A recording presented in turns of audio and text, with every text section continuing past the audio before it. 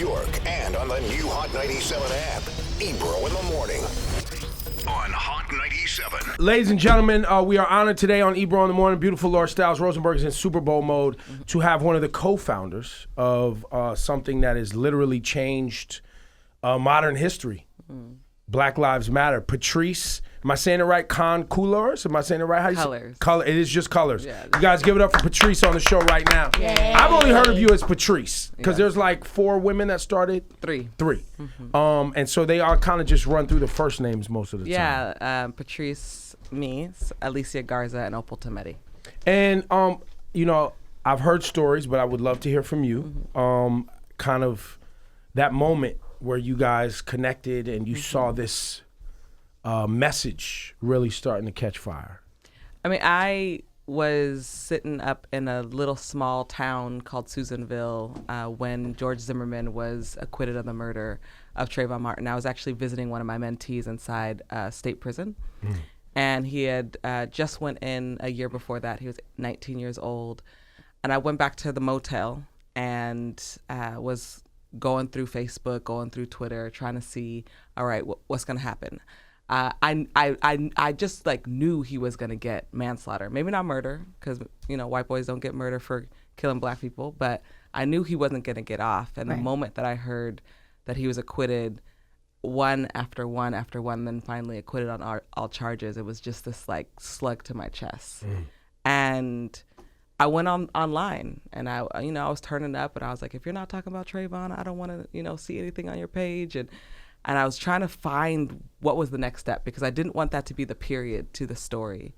And I went on Alicia Garza's page and she was really challenging black folks. And how did you know each other? I've known Alicia for like now decade plus, but at that point, about 8 years. And both of you work in the space of social mentoring, justice social justice, and always been in that space in the community. Exactly. And so both from California, she's from the Bay, I'm from LA, and she wrote Black Lives Matter, and I put a hashtag on it.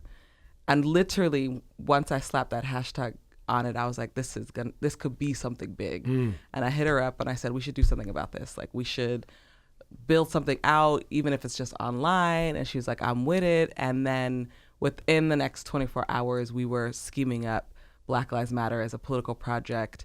But we didn't want it to just live online. We wanted to also live in the streets. And so those first early days of protests, you'll see big Black Lives Matter signs. And we start talking to people about it, start bringing it to our organizations and having conversations in churches. And a couple days later, Opal Tometi catches wind of it. I didn't know her. Alicia knew her, and she hit up Alicia and was like, "I want to join. How do I get down?" And she helped build out the communications platforms, and that's really the beginning in 2013 of Black Lives Matter. So fast forward. Now this book, When They Call You a Terrorist, everyone out there, make sure you go grab this. Black Lives Matter memoir. Is all of that? Is that what this book is? Is this the? It is part of that. It's actually part 2. And, when I first started to write the book with Asha Bendele, we first started with the genesis of Black Lives Matter, but realized that we weren't having the full conversation. And the full conversation was really my childhood that led up to starting a Black Lives Matter. And all my activism beforehand, I've been in this work for 15 years now. In your childhood in LA, which has a very active community. Exactly. And obviously a history that some people know, some people don't know. Right. Or was it something personal that happened to you that really sparked your passion to work in social justice? It was a cumulative issues. I grew up in Van Nuys, so that's the Valley. Yeah. And for some people, if you just hear the Valley, you think Clueless. But I didn't grow up in that valley. I grew up in a different type of valley. I grew up with a lot of undocumented immigrants. I grew up with a few black folks on the block, but a lot of police violence, a lot of police patrolling the neighborhood. And so those early days, I remember getting my home raided. I remember the helicopter police, and obviously 92. Rodney King. Yeah. And so just the experience of policing, those early memories of policing as, my brothers being lined up and their friends in the alleyway, being stopped and frisked, and they were under 15. And for the audience out there, some of that was, interestingly enough, captured in Straight Outta Compton, right? Which kind of gives you some of the musical aspects of how what you went through was played out in music and in hip hop, Exactly. which I think is important for people to kind of bundle it all together. Yeah, and get it. and that was so beautifully done. And I think what has been missing in the conversation specifically about mass incarceration and state violence is what happens with the women. What happens to Black women who see that every single day, who end up living it every single day. That's their brothers, that's their fathers, Exactly. that's their husbands, all of it. Exactly. No one talks about the trauma. No one talks about the trauma. No one talks about the impact when your loved one gets shipped off or beaten, brutalized, or killed, what you're left with as women, as Black women. And so this is the story of witnessing that through a little Black girl's eyes that then grows up to a woman that then says enough is enough. I think for me, the sort of turning point was my brother's incarceration when he was 19 years old in LA County Jail. The sheriff's department has a brutal history. Many of them have gone to prison at this point. KKK members, the whole thing, Nazi, the whole thing. Exactly. And in the Bay Area too. I'm from Northern California, so Oakland, Richmond, San Francisco, a lot of KKK, white supremacy woven into the fabric of the police department. Precisely. And my brother was brutally beaten, almost killed by the sheriffs. He was 19 years old. He has schizoaffective disorder. And instead of getting treated, he was served, a 3-year sentence, spent a significant amount of that time inside the county jail, where not only was he beaten, he was disappeared from us for 2 months. My mom was calling, literally going down every weekend trying to see him. And they were saying that he wasn't there. They couldn't find him. Wow. By the time we did find him, he was completely emaciated. My brother's big, 6'2", 300 pounds. And then they tortured him. They didn't feed him. And this is common now. There's been lawsuits and stuff, so people know that this is going on. But I was 16 years old when this happened. And it was that light bulb where they really, this is a setup. So what am I going to do about it? And when you say setup, right? Because I want to dig deeper into that. When you say setup, why set up your brother? Why set up this community, right? I mean, I could say the answers, but I think it's best if you do. And do you get into some of that? I do. In the book? I do. I think poverty is a setup, right? You grow up. At least I grew up for a long time thinking that this was my fault. This was my family's fault. This was my mother's fault, who worked 3 jobs most of the time. I barely got to see because she was working so much. And then I got politicized. Then I started reading stuff like Audre Lorde and Malcolm X and realizing, this was created way before me. This is by design, and my family is just being set up to live this life, mostly of poverty, over policing, over incarceration. And that my brother, who, if he lived in another neighborhood, if he lived in, Beverly Hills, or if he grew up in a more wealthy neighborhood, if he were white, they would have seen his issues as mental health issues and not as criminal issues. And instead, he was treated as a criminal. And every single charge he has everything to do with his mental illness. And I think that's important because we often don't talk about mental health in our own communities. It's becoming commonplace, I believe, over the last couple of years, but we got a long way to go. We do, and we don't often talk about how we criminalize mental health, how we criminalize mental illness, and half of the people sitting inside a jail or a prison has some sort of diagnosis. Well, and also too, how how much trauma just a young, even 7-year-old, 8-year-old, 9-year-old has living in these communities where there's police violence as well as just neighborhood violence and frustration because of the circumstances, right? The broken home because the dad is emotional, maybe he's not being as attentive as he should be. Mom's emotional, working mad jobs, and the way that kind of dismantles you, right? And dismantles your community. It feels like the conversation's starting to happen, but I feel like in America, in a place that's really all about money, we're reminded time and time again how people feel, what's happened to them because of the government, and the institutions that, set the rules, if you will. How much nobody really gives a shit unless you got money. And because of the Black Lives Matter movement, because this conversation became mainstream, I feel like you guys have single-handedly changed. And I was just talking about it this morning with the movie Black Panther. While that's a fictitious movie, and it's Marvel and all of these things, you know, the fact that literally critics are afraid to say anything negative about Black Panther. People are like, well, that's not a good thing. No, it's good for us. Exactly. It's good for a community that is accustomed to seeing negative shit about what we make and nobody being afraid to disrespect us. And while, it's Marvel, it's not based on anything real, it's real to us. I was going to say Wakanda's real to us. You know what I'm saying? Fam, I'm going. Exactly. Where did they hide the city from the white people? I'm going. Exactly. One thing that I wanted to touch on, because I know with friends of mine that are women that are community activists, talk about when they labeled you, you know, a terrorist and the type of threats you've received. Because some people say that, oh, it's so easy to just go out there and march and type in a hashtag. But talk about the type of harassment you've received. Yeah. I love your nails, by the way. Oh, thank you. Yeah. I was like, wow. Well, I think that's an important point because, you know, when I started doing activism, never did I think that I'd be called a terrorist. Never did I think I'd be threatened. My life would be threatened, that my family's life would be threatened. And I think the first time I really heard our names on the news was when Bill O'Reilly still had a show. And he was slamming Black Lives Matter, telling us that we were terrorizing the country, we're a terrorist organization. When Chris Christie started calling us, when elected officials started saying Black Lives Matter was a terrorist organization, I think the final straw. Chris Christie said that? Yes. Yep. He's a clown. Exactly. He's a super. I didn't even know that. We clown him all the time.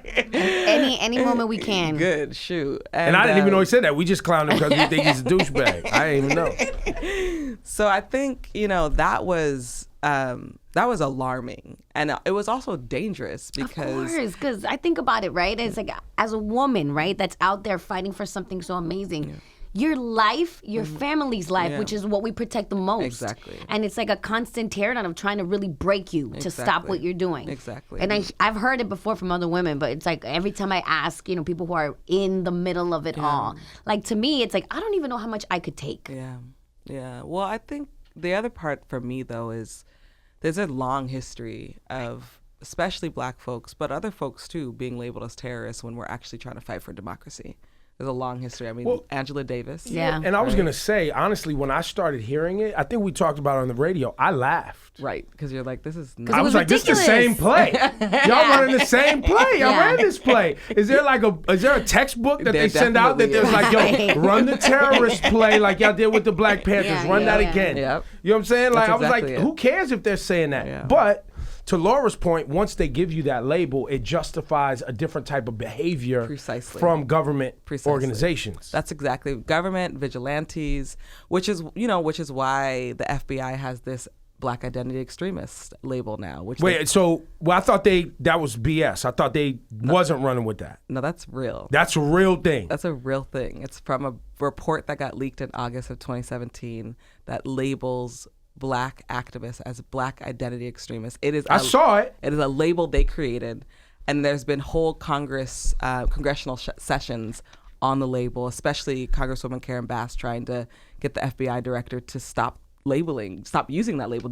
That label did not exist until FBI created that label. And it's COINTELPRO 2.0. Yeah. Well, I might be on that list, kid.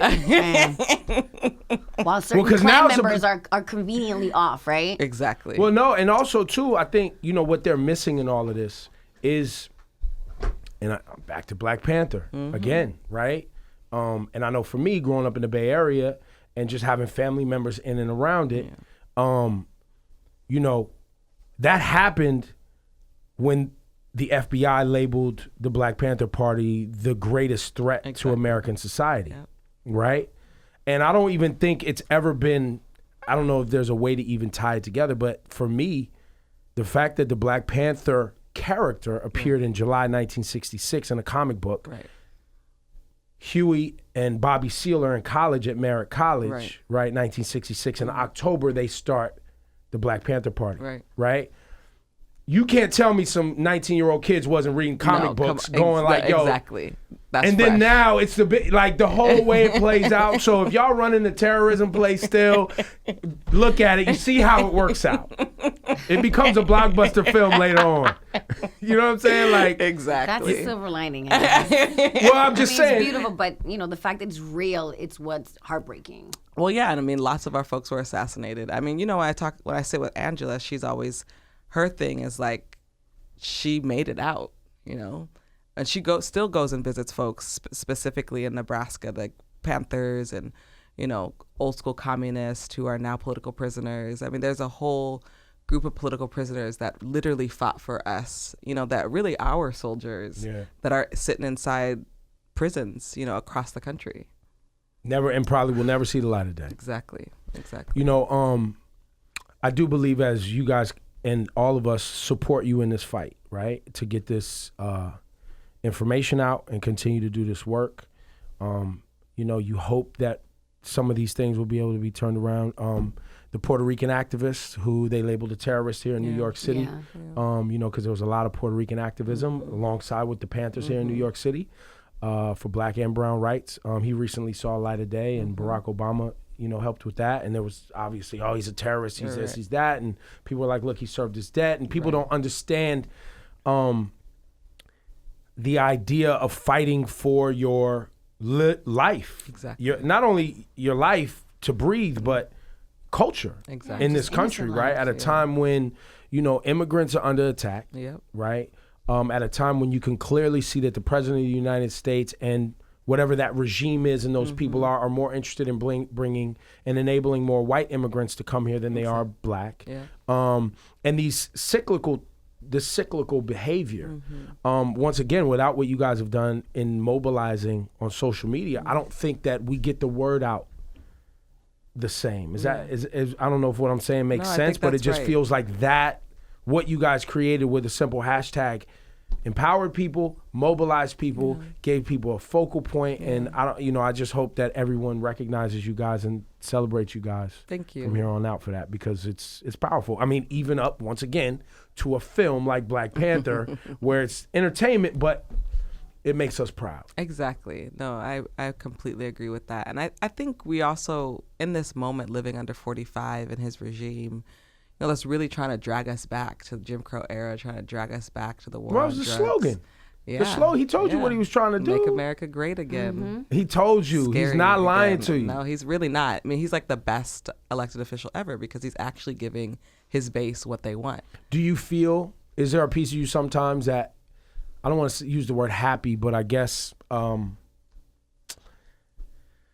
silver lining of this current president and this regime is the fact that he's bringing so many people together. Well, I don't even want to say that, but the ugliness is the shit is boiling out the toilet. Like you can't even keep the lid on it anymore. I don't know. Happy's definitely not the word, but I don't know. A little bit vindicated. Justified, maybe. But, it's interesting because Black Lives Matter really laid the foundation for how we fight today, and in those, at the height of Black Lives Matter in 2016, I remember going to colleges and telling folks like, we need to be careful. Like, if we don't stop now, like, imagine where this country's gonna go. I don't think people really believed that. I know I was naive. I didn't think he was gonna become the president. None of us did. We joked about it. Exactly. Every day gave him free press. Every day, day in, day out. And now he's the president, and not just him, but he's brought in like every fringe white supremacist right wing person that can rule every single part of government. And we're in this moment where it is a fight for our lives.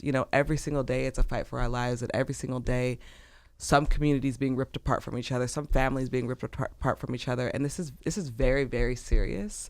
I think it's important that, what has happened in this moment is we got to pick a side. We got to choose a side. Like, this is that historical moment where you're like, where you at? Where you going to land in this? And who do you want who do you want to be as a country? Precisely. Right, because that's, I think, the real conversation, right? Like, who do we want to be? Do we want to just be a country that only cares about money and capitalism, and whoever's going to help you get a few extra dollars in your account is who you're going to vote for? Exactly. Or do you want to be a country that actually cares about culture and cares about humans and humanity and I think that I don't think people put it in those boxes, but those are the boxes. The reason Donald Trump is president is because there's a significant number of people, not the majority, but strategically placed around the country and gerrymandered, and this county's cut this way, so that people that only care about their bank account, they voted for Donald Trump. Yep. That was like when you talk to them, I'm getting, this whole tax plan. I'm getting some extra dollars in my bank, Jobs. He tries to, Yes, I need jobs. Even the poor, black unemployment, the whole black unemployment little marketing thing they're trying to run, which is bullshit, right? It's like just not right at all. Well, no, it's lies. It's exactly. just lies. Just straight up. It's just straight lie, and he will straight lie to you about anything. Exactly. Which honestly, a lot of politicians do that. Yes. You know what I'm saying? And that's, but like I argue with people, but do you want a politician that makes us all feel like shit? Right. While he's lying to you, or do you want a politician that at least tries to stay in step with the overarching theme of who we're attempting to be as a country? Yeah. And I think it's ugly. It's two evils. You are picking two evils oftentimes, right? Because the way this country is wired, the fabric of this country has so much institutionalized patriarchy, racism, xenophobia. Like it's all in there. It's in there, right? But I think as we peel back the layers, we got to figure out who we want to be as a country. I think that's absolutely right. And I also think that, it's interesting because when he was elected, 45, it's almost as if every white racist was just waiting to show. Oh, of course. They never had a black boss before. Exactly. And them 8 years was driving them fucking nuts. Exactly to look at a black man as the boss on TV was fucking them up. Yep. And a black and family. we see it everywhere. We see the new tone. Like even in New York City, it's such a, it's a like New York City and in Los Angeles, like multicultural cities like that.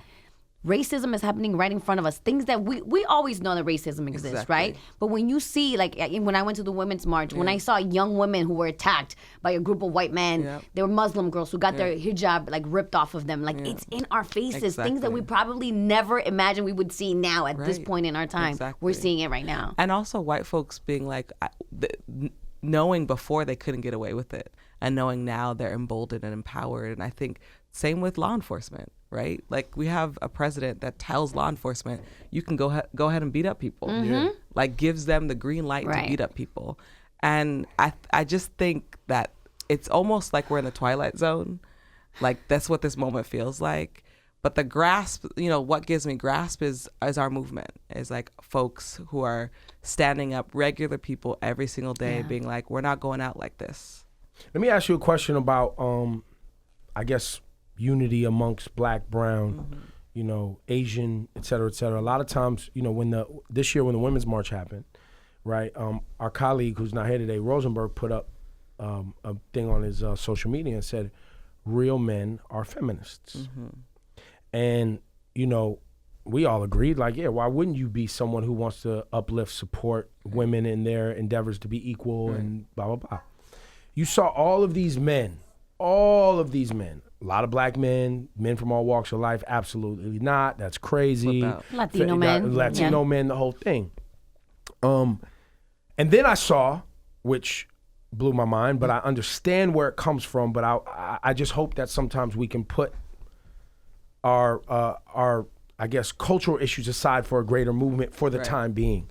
Was black women who were like, nah, we don't have any right, or we don't have any, black women don't have any place in this liberal white woman's feminist movement. What do you say to that? Well, I mean, the first thing I say to that is that white women don't get to claim feminism.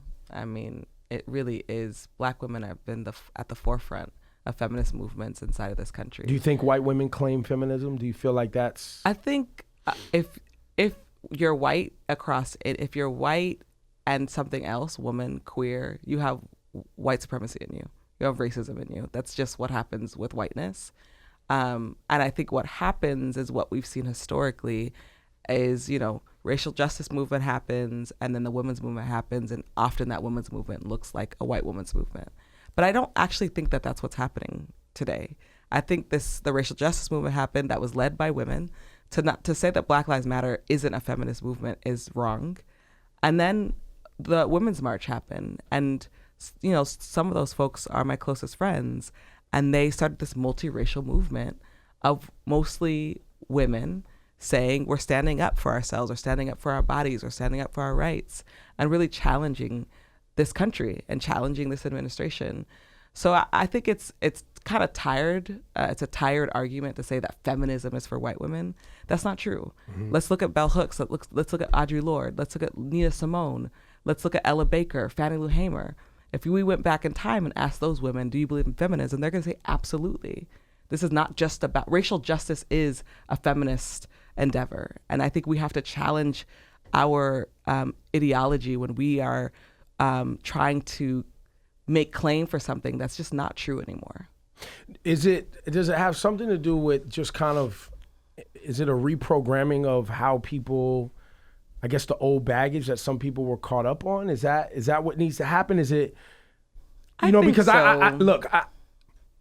I can understand how somebody would look at the women's marches around the country and see nothing but white faces and go, oh, well, I don't feel welcome. But then I would say, well, why? You're allowing your social programming, which is white supremacy and racism, right, for many of us to now make decisions for you to not want to be a part of something that's could potentially be good for everyone, just because you don't see enough of people who look like you. And that's on both sides, black and white, brown, whatever, wherever you come from. And I would also say, just by sheer numbers, there's just a lot of white people in America. Exactly. So you're going to see a lot of white people a lot of times, and I don't think that some people... I think we have to, challenge white women too, because white women overwhelmingly voted for Trump. Right. My homegirl, Angela Peoples, had a big sign at the first Women's March being like, white women voted for Trump at the Women's March while she was sucking on a lollipop. It was hilarious and it went viral. Yeah. But we have to challenge white women too and their sort of complacency with that moderate liberal white feminism. Yeah. I think that's what we're hearing. But what I want to challenge black women and women of color is that we don't let white women take feminism away from us. That's ours. We've staked claim to that. And I think that becomes an important challenge. Look, pick up the book, When They Call You a Terrorist. When we get these movements going and we know it's uplifting people, I even hate when I see when black people don't want to support Latinos, that's really frustrating, right? Because and Latinos not wanting to support, and vice versa, and even my my Indian brothers and sisters, and that are now second, third generation that came here to just get money and take it back to India, and now they're like, wait, hold up, this shit is fucked up, right? And they're feeling it too, right? So, and people from all walks of life that come here, and now y'all, and I make this statement, I call it a joke, but I make this statement a lot, is now y'all know why black people been so mad for so long when y'all come from other countries and y'all like, well, y'all in America, y'all should be happy. We like, y'all, you will find out. You know what I mean? You will find out what the fuck is really going on out here. And I just appreciate y'all. Thank you. Thank you. Thanks for coming by our program. For all the work that you do. Thank you. When They Call You a Terrorist, a Black Lives Matter memoir, and the follow-up's going to be, when they call you a terrorist, that means you poppin', son. Patrisse, thank you. Thank you.